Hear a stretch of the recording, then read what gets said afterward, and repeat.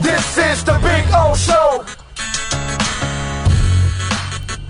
This is the Big O Show.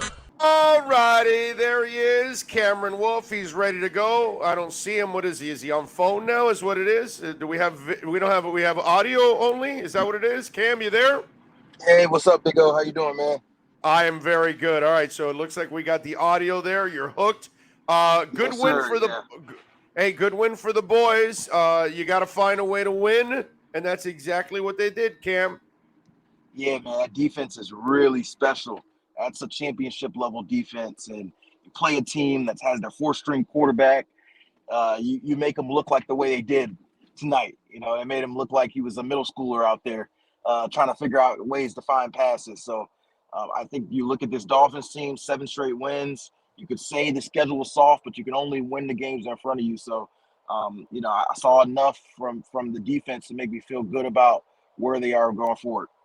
Yeah, hey, listen, man, we watched Justin Herbert, you know, pee in his pants this week against the Houston Texans. When they needed him, he threw a pick six, and it was over. So, you know, let's not get carried away here. Bottom line is you got to find a way to win, and the Dolphins found a way to win against the Texans. The Chargers didn't, and that's what's been a part of this 7-game winning streak.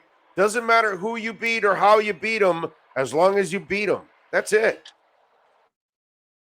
Exactly. Win in advance. It's like just a tournament. You know, they don't give you style points. This isn't the BCS era game where you get style points if you beat a team by 50, you know, or if you score a lot of points. You just got to win in advance, especially in this COVID era where you're losing players left and right. So I'm very impressed. This is a team that you and me talked about this, Big O, at 1-7.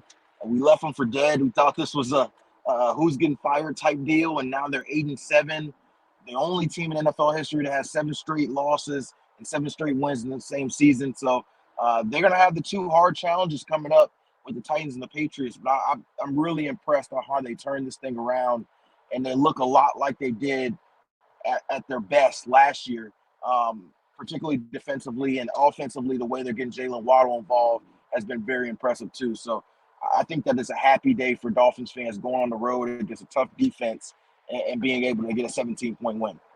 So let me ask you, Cam, why in the hell did you fly back, bro? I mean, Miami's going to Tennessee this week. Why not just stay there, enjoy a little extra barbecue, and wait for the Dolphins to get to you, dude? I should have, man. I should have a second home in Nashville as much as I've been there this year, but I had to get home to Texas. It's holiday season. Spent some time here with the fam. The wife's birthday was yesterday, so we're trying to squeeze as many family element trips I can. So I'm back at it this week.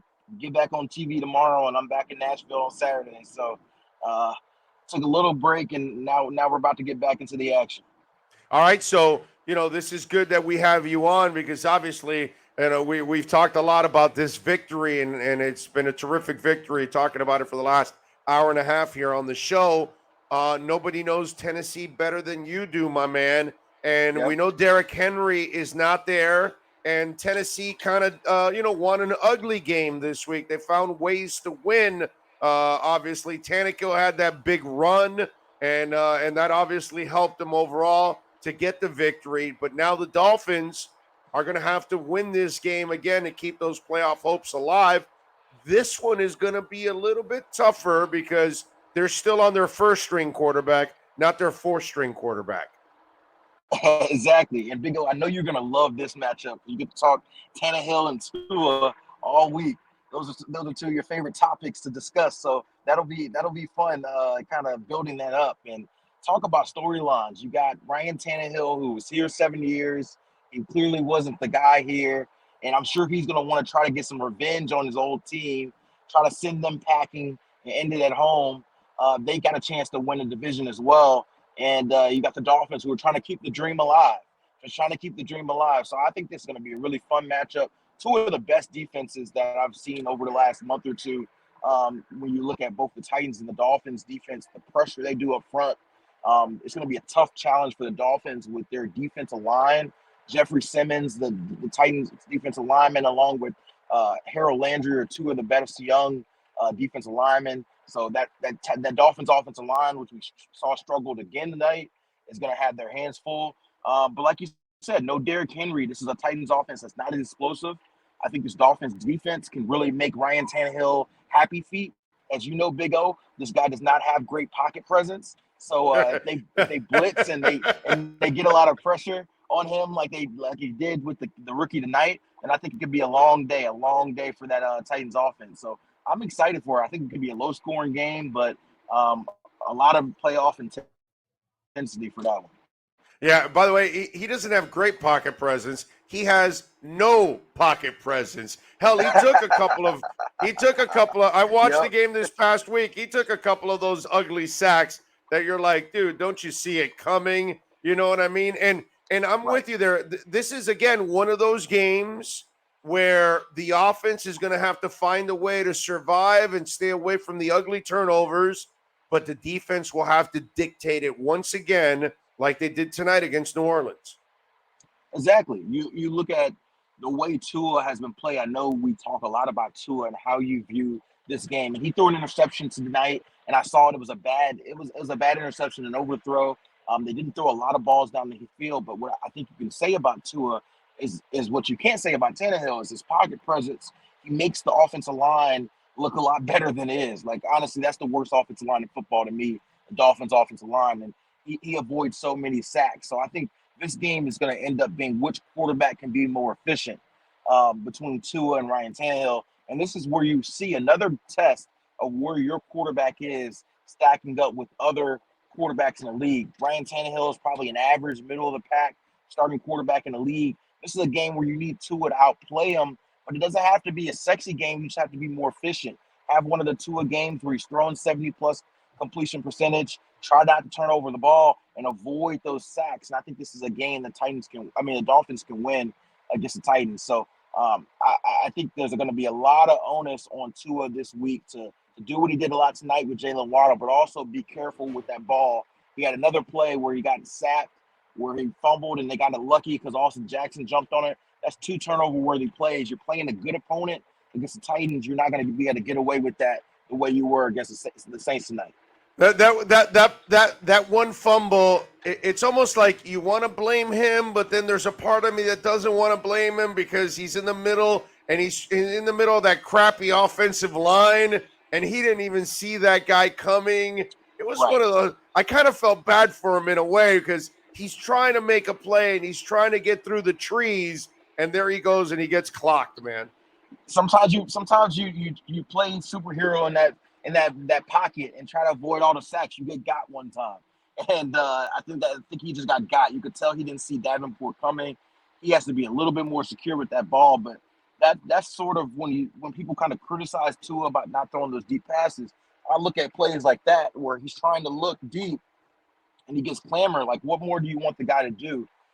So I think that you're going to look at those plays and say, hey, let's just take the check down for that. Let's get rid of the ball a little quicker. Our offensive line clearly can't protect for us to try to get those long developing plays. So I think that when you look at this Titans defense, the way they're built, they're going to get a lot of pressure in the interior of that defensive line. So I think you're going to have a lot of the quick pass RPO game that Tua has been so good at, and getting Jalen involved in the open field. That's how you beat this team. This team this Sunday. Cam, when you look at Tua overall and you look at his season, how would you grade it so far? I think that I'd probably say it's a B plus maybe. I think when you look at Tua, what we wanted from him, Big O, what we talked about early in the season is you wanted to see consistency and growth, but you also wanted to see him grab ownership of this team. And I was watching those guys as they were running off the field, jumping all over each other, excited, playing. That's a group that seems happy and excited that Tua is their quarterback. You look at the way he's played in situations. He threw that bad interception that we talked about, but the very next drive, he throws that 40-yard bomb down the sidelines to Mac Hollins. I think it was one of the best throws he's thrown this season. This guy knows how to step up in moments of adversity when his back's kind of against the wall. I think that's what you need to see from your quarterback. Like I said, if you want the sexy fancy football numbers, he hasn't consistently done that yet, but I think I want a winner as a quarterback, and he's won. So I think that it's the B plus season for Tua so far. He's looked a lot better than what he was last year, and I don't even think last year was that bad. So I think that you're really seeing him become more comfortable and growing into, what I think we all thought he would be as a quarterback. All right, one more before I let you go. Ogba picked up 2 sacks. He's got 9 on the season. 2 more games left. He'll probably get to double digits. Are you re-signing him? Yeah, I definitely want to re-sign Ogba. I think that he is that key cog along with Jalen Phillips to have them that 1-2 pass rush duo that they've been trying to desperately find. I think they complement each other super well too, because Ogba's more of the power rusher, whereas Jalen Phillips is more of the speed guy. And this is a stat for you, Big O, that I just saw about 5 minutes before I hopped on the show. The Dolphins actually lead the NFL in sacks.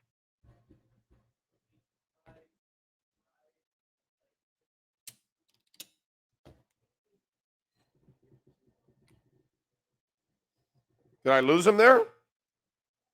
I'm not hearing Cam. One Did edge you hear? rusher. Oh, there we go. There we go. Cam, you got to repeat there. I lost you there. What about the stat Okay. again? Say it again. Yeah, so they're 45 sacks this year, more than any team in the league. When's the last time you heard the Dolphins leading the league in sacks? And I think a big reason why is because you've got Jalen Phillips and Ogba together.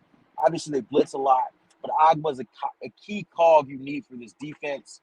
They're, in my opinion, nobody's playing better defensively over the last 7 weeks than the Dolphins, and Ogba's a big piece of that. So I definitely think he's a key piece to bring home. Free agency's coming up. He's going to want that big bag.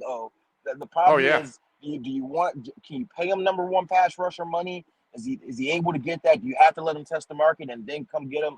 They're going to have to figure out how willing they're going to risk it.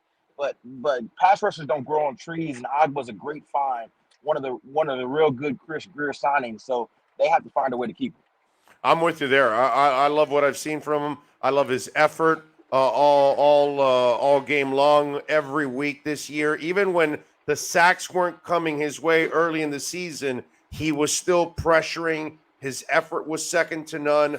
I was so impressed with Ogba. I have been impressed with Ogba from moment one with him. And you're right. He's been one of the great finds overall. And by the way, the last time maybe the Dolphins were challenging was maybe when Jason Taylor and Adewale Ogunleye were tearing it up together or something.